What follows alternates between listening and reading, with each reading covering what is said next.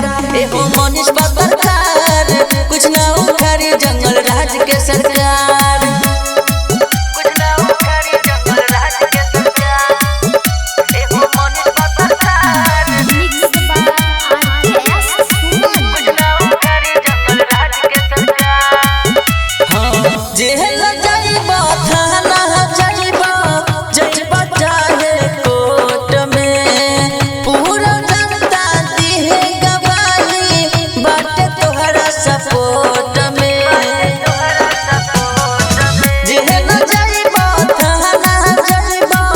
जाइबा चाहे कोर्ट में पूरा जनता दिहे गवाही बाटे तोहरा सपोर्ट में जनता तोहरा के यूपी बिहार जनता तोहरा के यूपी बिहार एगो मनीष पत्रकार कुछ ना उखाड़ी जंगल राज के सरकार एगो मनीष पत्रकार कुछ ना उखाड़ी जंगल राज के सरकार कुछ ना उखाड़ी जंगल राज के सरकार एगो मनीष पत्रकार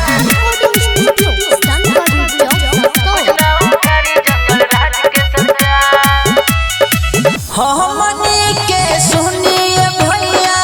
तू ही बारसान हो पूरा भारत तोहके ये भैया करे लागुन गान हो हमनी के सुनिए भैया तू ही बारसान हो पूरा भारत तोहके ये भैया करे लागुन गान हो